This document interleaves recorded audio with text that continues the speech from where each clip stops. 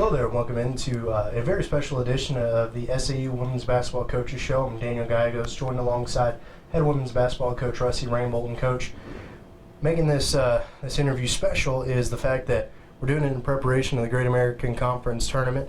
It's the first time in the program's history that we will go to the Great American Conference Tournament. It's only in its third year of us being in the conference, but still a very good accomplishment, also considering the fact that it's going to be the program's first time to a conference tournament since 2006-2007 season.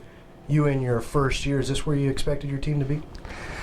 I don't know if it's where we expected to be, but we're definitely glad to be in the tournament, and it is March Madness, and there's a lot of truth to that. You just never know what's going to happen, and so we're definitely excited to be in and see what happens. You're entering in as the No.7 seed, top 8 making, so you'll be squaring off against the No.2 seed in the tournament. And this year it's East Central. Throughout this year, you played them twice, won once at home, went to their place, and unfortunately lost. But the win here at home was an overtime win. It was one where you guys battled back from a pretty sizable deficit, were able to, obviously tie it up, force overtime, and come away with the win. Does that play in any kind of factor going into the third game, knowing that you guys split? I think I just think it gives us film to prepare for, and that's all there is, especially this time of year. It's just there's not a lot new that teams are doing, but it helps you watch 80 minutes of game film to see tendencies and what to expect. And there's really, like I say, there's not a lot of surprises that are coming. It's just going to come down to this time of year, who can execute best and not turn the ball over and make free throws and hopefully get some breaks along the way. But they're a very, very good team. I've said it early in the year that just watching them on film, I thought they were the most explosive offensively because of all 5 of their starters are very, very good, and so they're hard to guard and very, very balanced, and so it makes it difficult. But we understand what we're up against and we're preparing for it.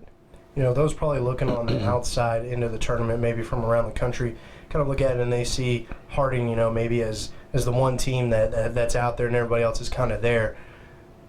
Do you think that that's going to be the dynamic of the tournament, or like you were saying, the March Madness, to where anything can happen and all teams are very close, particularly in your first round matchup?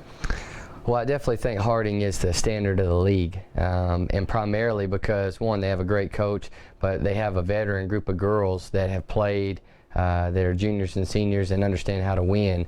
But East Central does too. I think they've got 5 or 6 seniors that are very, very talented and very hungry to get their opportunity to be champions as well. And so, Harding is definitely better than everybody else, but 2 through 8, there's not really a difference in the teams. I mean, a big gap. So anybody can win, and anybody can lose, obviously. So it's just one of those things where you better show up and play well, not take anybody for granted. So this is going to be the first year in the Great American Conference that our league will have an automatic bid, meaning the team who cuts down the nets at the end of the conference tournament will advance on to the national tournament. Is that something that you've talked about to your team, knowing that, hey, there is that opportunity for that one team? It is. To be honest with you, I don't know how realistic it is. Everybody has an opportunity. You're in the tournament, you have a chance. But it's one of those things that's the standard. That's what our goals are. It has been since day one, since I got hired, and so I haven't hesitated to talk to our kids about that's what we're building towards, and we're expecting to get there sooner rather than later. But I still think with our team, they've got a lot to learn. We've got a lot to learn about what it's going to actually take to win that thing and cut those nets down. And so the consistency every day of showing up in practice and doing your job and getting to bed early and taking care of your body and staying focused, that's something that our team is having to learn, as opposed to, again, the Hardings, the East Centrals, the Southwestern Oklahoma States, the teams that have a lot of veteran experience back. Those kids have been through it and they understand it.